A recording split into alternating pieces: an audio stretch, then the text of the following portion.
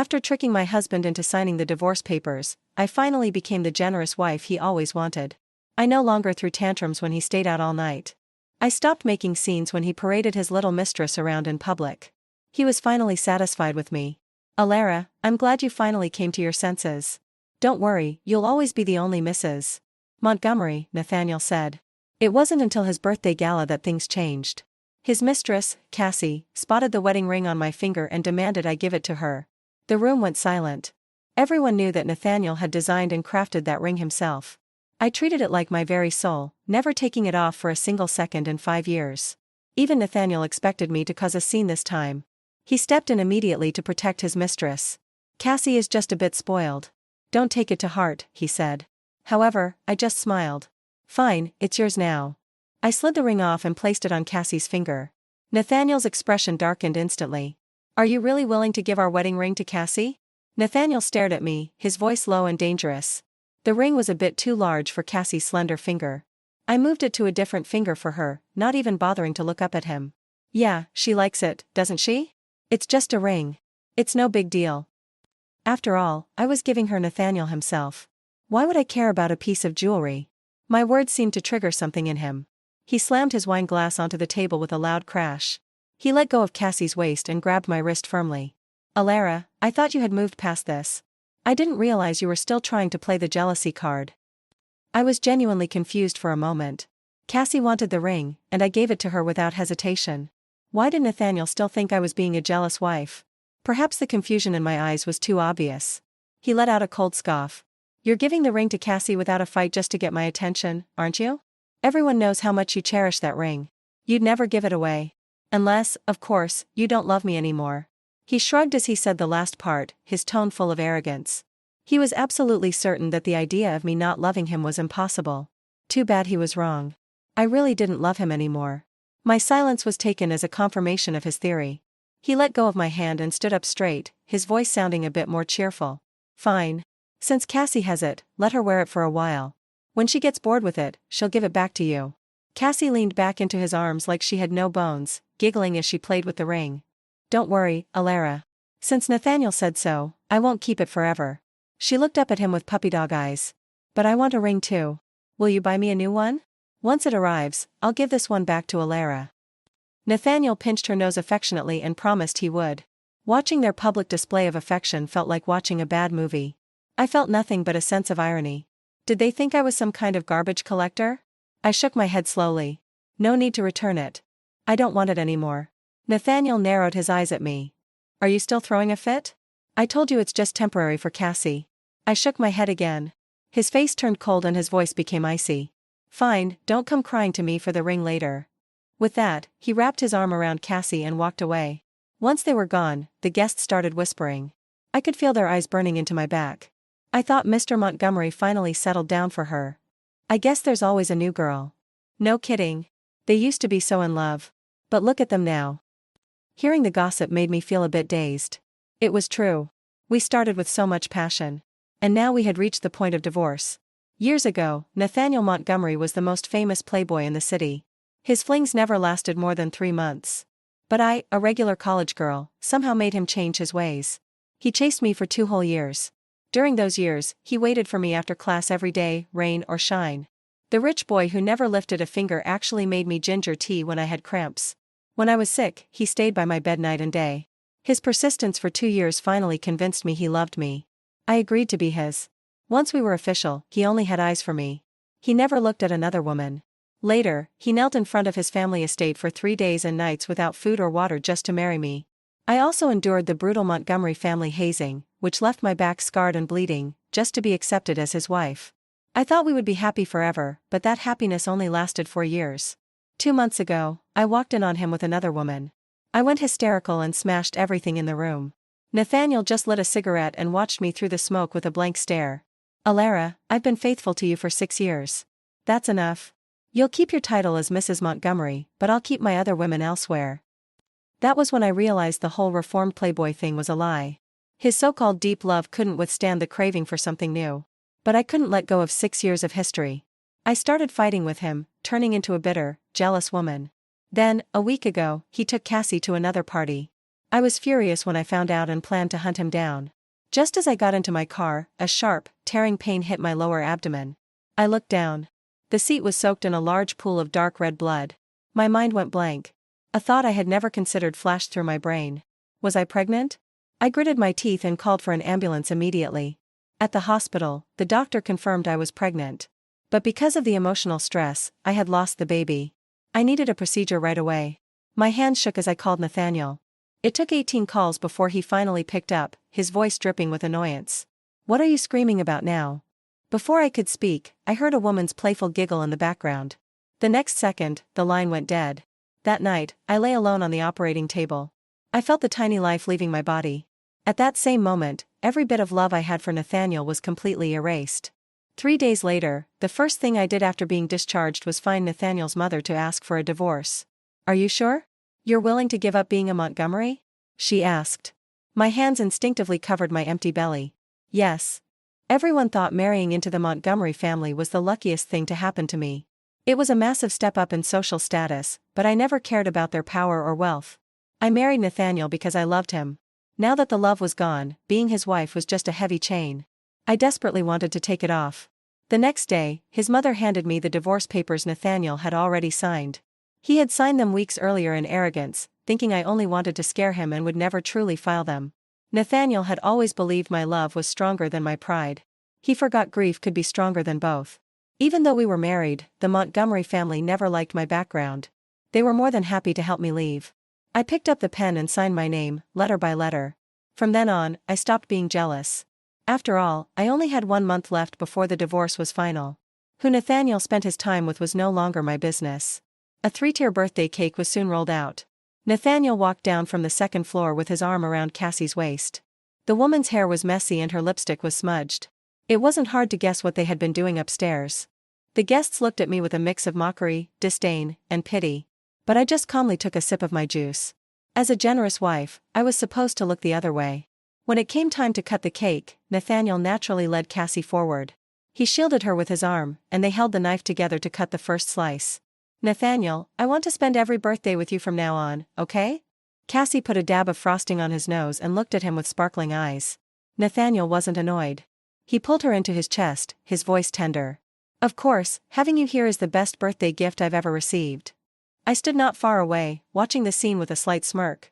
Once, those sweet words and that affection belonged only to me. The gala wasn't over, but I had lost interest. I went upstairs and locked the bedroom door, shutting out the noise. For the next few weeks, Nathaniel took Cassie all over the globe, from the mountains of Japan to the streets of London, from the ruins of Rome to the cathedrals of Italy. Every single stop was a place we had visited on our honeymoon 4 years ago. Even the itinerary was exactly the same. On his social media, he removed the wedding photo that had been pinned to the top of his profile for 4 years. It was replaced by a cozy photo of him and Cassie. Nathaniel really was passionate when he was in love. It wasn't until the final day of the divorce cooling-off period that he finally returned. When he walked through the door with Cassie, I had just received the final divorce certificate.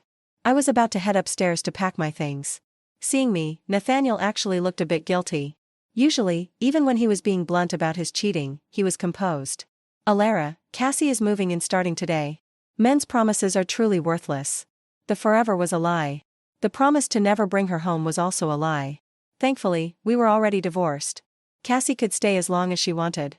"Fine, I'll go pack my things now." Finally, I could leave the Montgomery house. Nathaniel didn't expect me to be so calm. His expression was complicated. Isn't this the generous, understanding wife he always wanted? But seeing me like this, not shouting, not crying, made him feel uneasy. He quickly convinced himself that I was just being good, because I was afraid of losing him for good. He thought I was burying all my pain deep inside. "Don't worry. Cassie is only staying for a few months. You're still the lady of this house." I froze at his sudden promise. Then a soft laugh escaped my throat. "The lady of the house? Not anymore." Cassie placed her hands on her stomach and spoke in a small, fragile voice. "Alara, I'm not trying to take your place, but I'm carrying Nathaniel's first child. I can't take any risks. Once the baby is born safely, we'll leave." My eyes instinctively dropped to her stomach. Cassie was pregnant? Even though I didn't love Nathaniel anymore, my nails dug into my palms. A month ago, I lost my baby. Now Nathaniel already had a new one. Pain surged through my heart. Not for Nathaniel, but for the child that no one but me knew had existed. Maybe the pain on my face was too obvious. Nathaniel immediately stepped in front of Cassie to shield her. We've been married for 4 years without a child. My family has been pressuring us constantly. Now that Cassie is pregnant, I can finally give them an answer. I forced the tears back and tried to keep my voice steady. I understand. Without waiting for their reaction, I turned and went upstairs. I packed all my personal belongings into a suitcase. As I was heading down, I ran into Cassie. She saw the suitcase and a glint of triumph flashed in her eyes, though she tried to sound concerned. "Oh, Alara. Are you running away from home? I really won't steal Nathaniel from you. You don't have to. Nathaniel isn't here. You don't have to put on an act," I interrupted. She was young, and her ambition was written all over her face. Only a man blinded by lust like Nathaniel wouldn't see it. Seeing I had called her out, she dropped the act and put on a haughty expression. "Your tactics have improved. Playing hard to get to make Nathaniel soft-hearted, huh?" I frowned. "Nathaniel and I are already divorced." A look of pure joy erupted on Cassie's face. But a second later, she looked at me suspiciously. "Divorced? You'd just give up the title of Mrs. Montgomery like that? I don't believe you. You're just lying to make me lower my guard, aren't you?" I didn't understand why everyone's first reaction to me getting a divorce was disbelief. I was about to pull out the certificate. Cassie's expression turned cold. "I don't believe you'd ever agree to a divorce. I'll have to take matters into my own hands." Before I could react, she suddenly threw herself backward and let out a piercing scream. Nathaniel happened to be coming up the stairs. He caught her just in time, his face full of panic. "Cassie, are you okay?" Cassie shrank into his arms, her eyes red. "Nathaniel, I just wanted to tell Alara that I'd try my best to get along with her." But she touched her stomach with trembling hands, looking terrified. She tried to push me down the stairs. Almost. Our baby was almost gone. Nathaniel snapped his head toward me, his eyes burning with disappointment and rage. "Alara. I thought you had changed, but it was all an act. You actually tried to hurt my child. How can you be so vicious?" "Vicious? Even if the love was gone, we spent 6 years together. Didn't he know who I was?" I didn't push her. "There are cameras in the hallway. You can, enough." Nathaniel barked, cutting me off. His eyes were cold as ice. "Would Cassie risk her own baby just to frame you? You've never been a mother, so you have no idea how much a child means to a woman." I bit my lower lip so hard I could taste blood. How could I not know? The pain of losing a child was something I knew all too well. "Since you still can't accept reality, then get out of this house. Don't come back until you've come to your senses." He picked Cassie up and rushed out of the door. I watched them leave and swallowed the explanation stuck in my throat. I closed my eyes. Fine. But if I left now, I was never coming back. I placed the divorce certificate on the coffee table. After a pause, I pulled the hospital record of my miscarriage from my bag. I tucked it under the divorce certificate. Finally, I picked up my suitcase and walked out of the home that was once mine. I never looked back. The generous wife he wanted had finally arrived. I gave him the house, the mistress, the scandal, and the silence. I only kept myself. Outside the Montgomery estate, the night air was cold enough to sting. The gate closed behind me with the same soft click that had once sounded like entering a dream. 5 years ago, I walked through that gate in a wedding dress, my back still raw from the family traditions they called proof of sincerity. I thought the pain meant I had earned a place beside Nathaniel. Tonight, I walked out with one suitcase, one empty ring finger, and no desire to earn anything from them ever again. I did not cry at the gate. I did not call him. I did not send one final message. Some endings deserve the dignity of silence. I checked into a quiet hotel under my own name.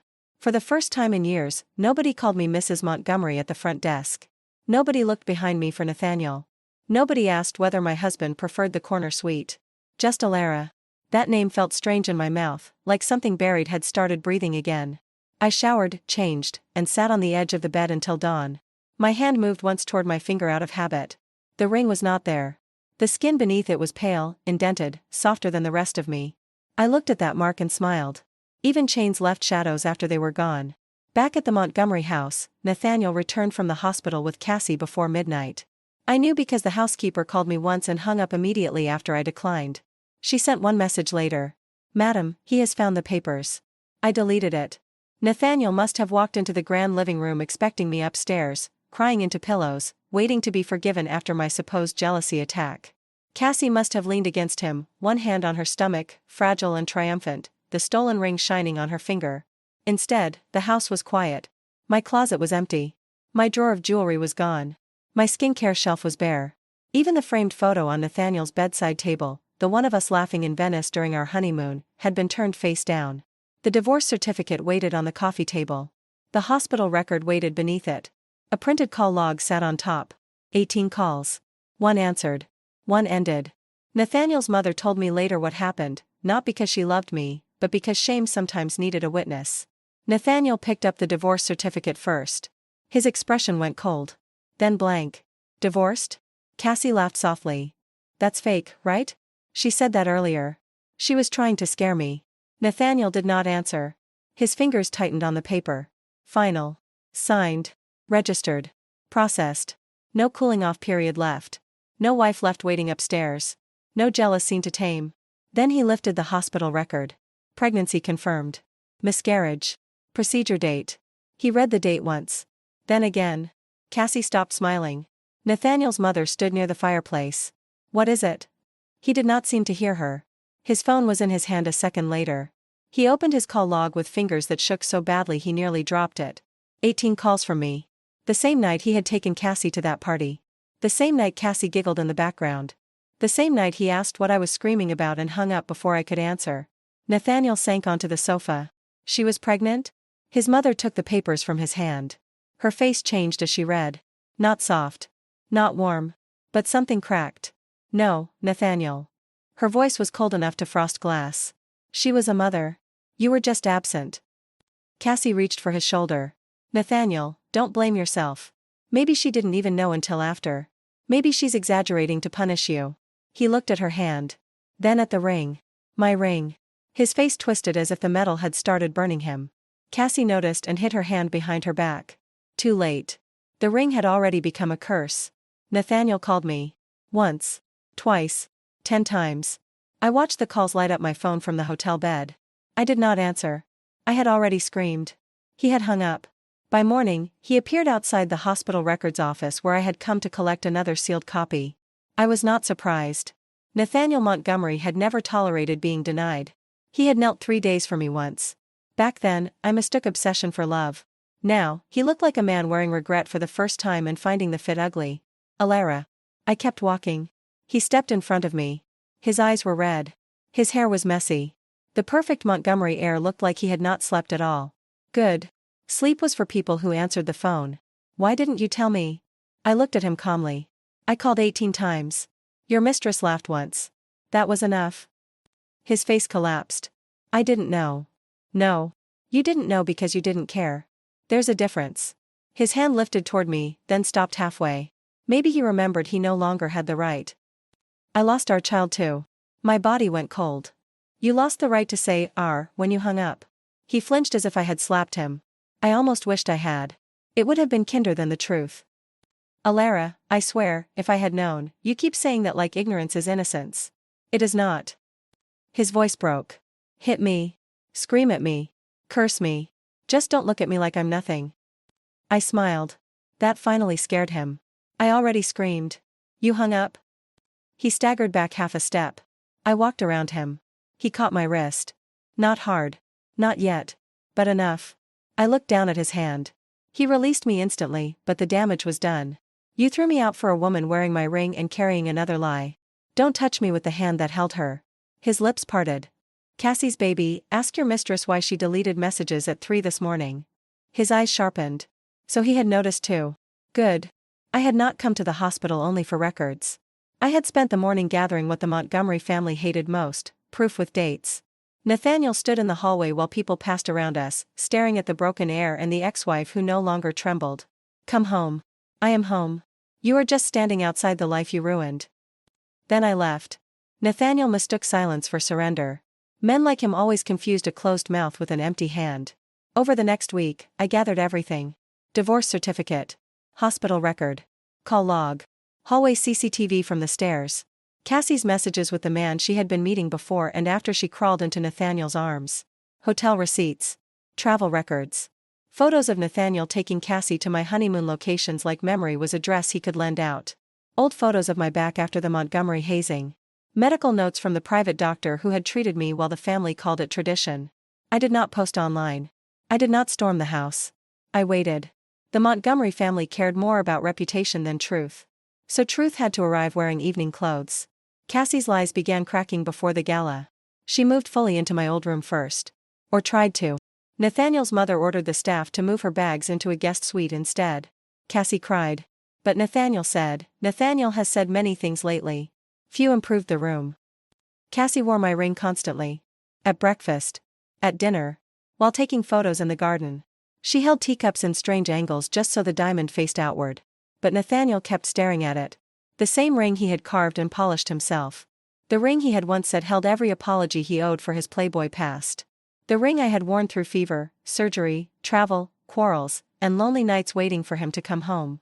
Now it sat on Cassie's hand, too loose, too bright, too stupid. Nathaniel could barely look at it without going pale. Take it off, he told her one night. Cassie froze. What? Just take it off. Her eyes filled. But you said I could wear it. I said many things. She pressed the hand to her stomach. I'm carrying your baby. That used to work. This time, Nathaniel looked tired instead of protective. Are you? Cassie went white. His mother, sitting at the end of the table, gave a soft laugh without humor. You wanted a mistress and a wife. Now you have neither. Efficient work. Nathaniel stood and left the room. Cassie stayed behind, clutching a ring that no longer looked like victory. The Montgomery Charity Gala came 10 days later. It was supposed to repair the damage. High society loved controlled scandal, especially when rich families wrapped it in donations and champagne. The Montgomerys invited business partners, relatives, socialites, donors, and everyone who mattered enough to whisper loudly. I arrived alone. Not as Mrs. Montgomery. Not as Nathaniel's wife. As Alara. The dress was black, simple, and fitted like a clean sentence. My hair was pinned back. My empty ring finger was visible. The room noticed. Whispers followed me through the entrance. She actually came? Isn't that the ex-wife? Cassie is wearing her ring. Did Nathaniel really lose her? Nathaniel stood near the center of the room, dressed perfectly, ruined anyway. He saw me and forgot the man speaking to him mid-sentence. Cassie saw me too. Her smile sharpened. She came first, of course. Women like Cassie never understood that walking toward a cliff with confidence did not make it a bridge. She lifted her hand, letting the ring sparkle. Still miss it? I looked at the ring, then at her face. No. I do not collect things after Cassie has used them. Rings or husbands. Someone coughed. Someone else laughed into a glass. Cassie's smile froze. You are still bitter because you lost. I lost a baby. I donated the husband. Her face twitched, but she recovered quickly and touched her stomach. Careful, Alara. Stress is bad for pregnant women. Pregnancy made people cautious around you. It did not make them stupid. Nathaniel had reached us by then. Alara. I ignored him and looked at the guests gathering around us. Cassie noticed the audience and performed. Her eyes filled. Her fingers trembled over her stomach. I never wanted to hurt anyone. I only wanted peace. But Alara tried to push me down the stairs. She almost harmed my baby. The room shifted. Some people looked at me with old suspicion.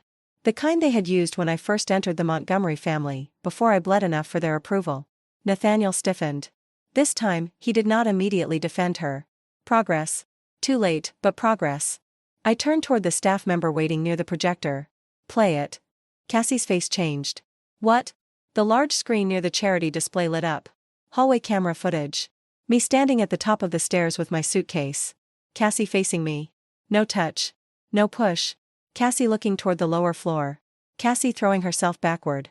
Nathaniel catching her. The room went silent. Then came the gasps. Cassie stumbled back. I was scared. I panicked. No.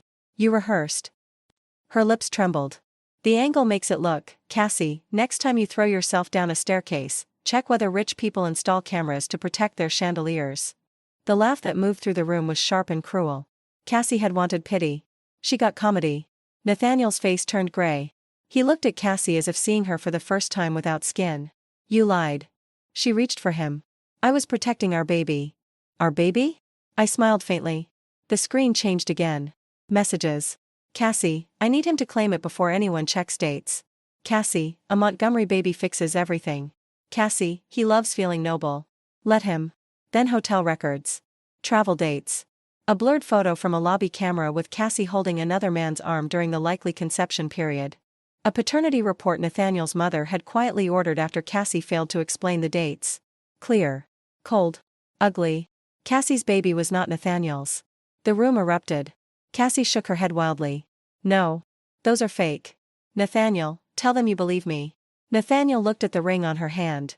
The ring I had given away because it meant nothing. His voice was low. Take it off.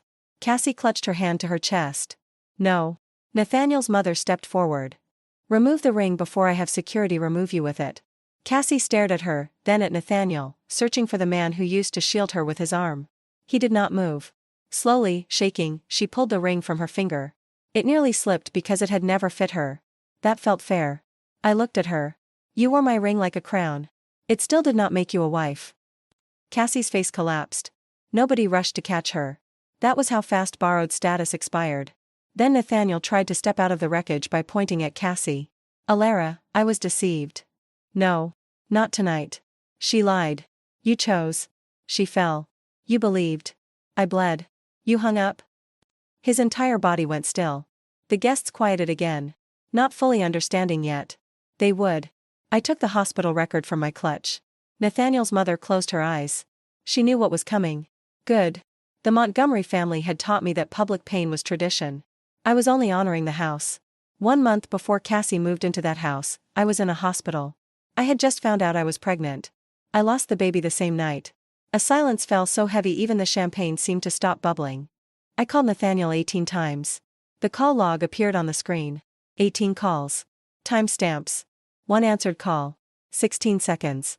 I finally heard his voice. Then I heard Cassie laugh. Then he hung up. Nathaniel whispered, Alara. I turned to him. No tears. Tears were for the operating table.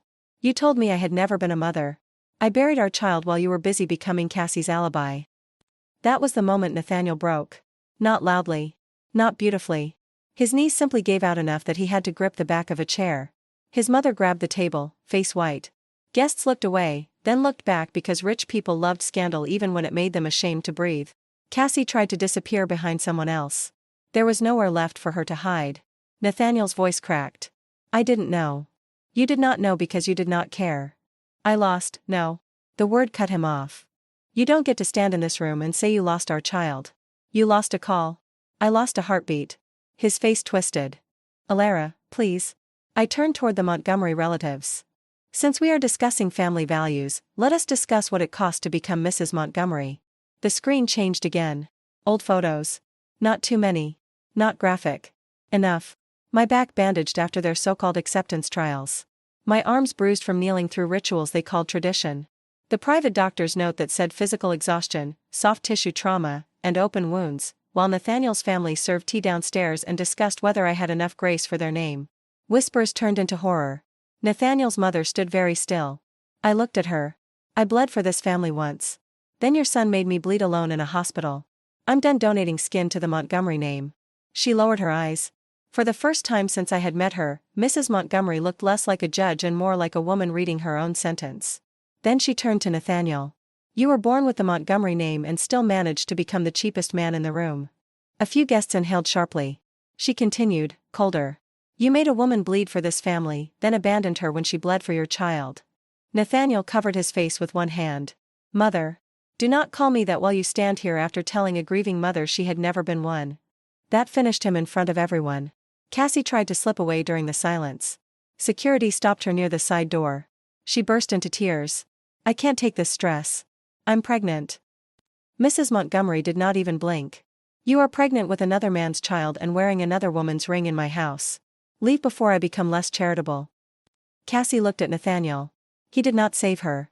Her fantasy ended right there, under crystal chandeliers, surrounded by the rich people she had tried to join. Security escorted her out. The ring stayed behind on a silver tray. Small. Bright. Useless. After the gala, Nathaniel followed me into the garden. The air smelled like wet roses and expensive regret. Alara, wait. I stopped near the fountain, not because he deserved it, but because endings sometimes needed a final witness. He looked destroyed. No mistress. No unborn heir. No wife. No title he could use. Only the wreckage of every choice he had called temporary. Alara, hit me, scream at me, curse me. Just don't look at me like I'm nothing. I already screamed. You hung up? He pressed a hand against his chest like something hurt there. Good. Let it. I can fix this. You cannot resurrect a child with regret. I'll do anything. Then live with what you did. That is the only thing I still want from you. His eyes filled. I'll divorce Cassie. I'll cut her off. I'll make it right. You cannot divorce a woman you never married, and you cannot bring home a wife you already lost. He stepped closer, then stopped himself. Come home. I looked at him for a long moment. The man who once knelt 3 days in the rain. The man who once brewed ginger tea. The man who once slept beside my sickbed. The man who became the man who hung up. No. His face folded. I only love you. You loved me when it cost you romance. You stopped when it cost you discipline. Alara. The generous wife you wanted is here, Nathaniel. I gave you everything you chose. Don't complain because it came without me. I walked past him. He sank to his knees behind me. I did not turn around. 2 days later, Nathaniel came to the small office where I was signing final settlement papers. He held a velvet box. I knew what was inside before he opened it. The ring. Cleaned. Polished. Restored to the way it looked the day he slid it onto my finger with shaking hands. This was always yours. I did not touch it. I gave it away once because it meant nothing. Don't make me prove it twice. His hand trembled. You loved this ring. I loved the man I thought made it. He closed his eyes. What should I do with it? Something useful. For once. That was how the ring stopped being a chain. A month later, it was auctioned quietly through a women's medical aid charity. I added the first donation myself and named the fund for the ones we held alone. The money went to women who needed emergency care, grief support, transportation, and someone to answer the phone when no one else did. The ring that Cassie wore like a crown became hospital bills, warm blankets, counseling sessions, and rides home after procedures no woman should face by herself. Nathaniel attended the auction from the back. I saw him once across the room. Empty-handed. Hollow-eyed. He did not approach. Good. Learning distance was the first useful thing he had done in months. The consequences settled slowly, then permanently. Cassie was removed from the Montgomery house before sunrise after the gala. The paternity truth became impossible to bury. Her messages spread through the same circles where she had once posed with my ring. She lost Nathaniel's protection, Montgomery luxury, social invitations, and the victim image she had polished so carefully. She became the mistress who framed the wife and lied about the heir. Elegant society had many sins. Looking foolish was the one it never forgave. Nathaniel lost differently. He lost me forever first. Then the reformed Playboy legend. Then Cassie. Then his mother's respect. Then the quiet admiration of people who once called him romantic for kneeling outside the estate. Now they whispered about 18 missed calls. About a dead baby. About a man who told his ex-wife she had never been a mother after she buried his child alone. The Montgomery family took damage too. Their charity image cracked when the hazing photos spread through private circles. Guests who once praised their tradition began calling it cruelty with better furniture. Mrs. Montgomery issued a cold public apology for the family's treatment of me. It was precise, controlled, and humiliating for everyone involved. I accepted it. Acceptance was not forgiveness. It only meant I had no more use for their shame. I moved into a quiet apartment with large windows and no memories of Nathaniel's footsteps. I slept badly at first. Then better. Then deeply. I built a life that did not orbit his regret. I worked with the fund. I answered letters from women who had sat in hospital rooms alone and thought silence meant nobody cared. I attended board meetings, charity events, and small support dinners where nobody called me Mrs. Montgomery unless they wanted to be corrected. Every year, on the date I lost my child, I lit one candle. Not for Nathaniel. Not for the marriage. For the life that had visited me briefly and taught me the exact moment love became absence. 1 year after the gala, the fund opened its first permanent support office. White walls. Soft chairs. Warm lamps. A small brass plaque near the entrance. For the ones we held alone. Funded in part by the auction of a private wedding ring. No names. I liked it better that way. Nathaniel came near the end of the opening event. He stood by the back wall in a black suit, older somehow. Not in age. In consequence. No ring. No Cassie. No pride. When the guests left and the room quieted, he approached slowly. I did not move. Do you hate me? I looked at him. Once, hate had felt too small for what he did. Then it had felt too heavy to carry. Now it was just an old visitor I no longer opened the door for. No. Hate still visits. I moved out. His eyes reddened. Then what am I to you? The man who taught me not every love deserves a funeral. He swallowed hard. I think about that night every day. You should. I hear your calls in my sleep. Good. At least now you answer something. His mouth trembled.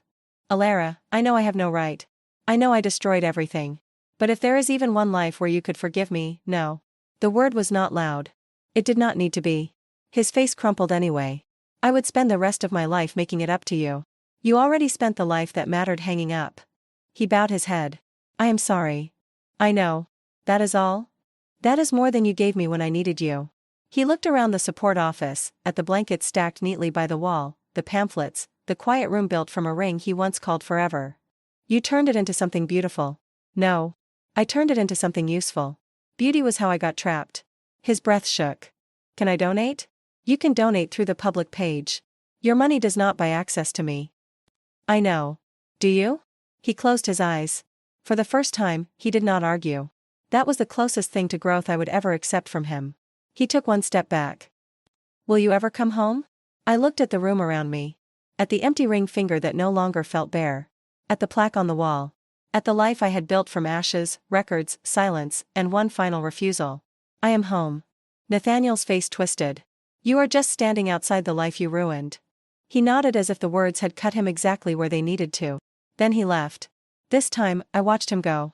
Not because I still loved him. Because I wanted to see the door close. After that, Nathaniel remained a shadow at the edges of charity reports and society gossip. Sometimes he donated anonymously. Sometimes not. He never remarried quickly, despite his family's pressure. Maybe regret made poor company. Maybe he finally understood that a woman was not a title waiting to be filled. Cassie faded faster. Without Montgomery protection, she became a cautionary story told at parties by women adjusting borrowed diamonds. The man connected to her pregnancy did not marry her either. Her photos disappeared from the circles she had fought to enter. The ring she had once worn with such pride helped women who never knew her name. That was justice enough. As for the Montgomery family, they never again called me one of theirs. They knew better. Mrs. Montgomery sent an invitation to a private dinner once, with a handwritten note. To apologize properly. I returned a polite reply. No, thank you. 2 words. Elegant. Final. I had bled for their family once. Then their son made me bleed alone in a hospital. I was done donating skin, time, or softness to the Montgomery name. On the 2nd anniversary of the fund, I stood at the entrance after the last guest left. Rain tapped against the windows. The office smelled faintly of tea, paper, and fresh flowers someone had brought earlier. My empty ring finger rested against the doorframe. For years, that finger had carried Nathaniel's promise. Then Cassie's ambition. Then everyone's judgment. Now it carried nothing. Peace had a weight too. Lighter than diamonds. Stronger than vows. I thought of the girl I had been on that operating table, calling a man who would not answer. I wished I could take her hand and tell her one thing. You are not being abandoned. You are being returned to yourself. For 5 years, I wore Nathaniel's ring like proof that love could turn a playboy into a husband. Then Cassie wore it like proof that a mistress could become a wife. In the end, it proved neither. It was only metal. The real marriage had died on an operating table where my husband did not answer the phone. I left him the title, the house, the scandal, and the woman he chose. I kept the only thing he never protected, myself. Did she go far enough, or was she still too merciful? Comment justice if the ending was perfect. Comment harder if you wanted an even colder revenge. Your comments decide how ruthless the next ending should be. Like and subscribe if you want to be here for the next story.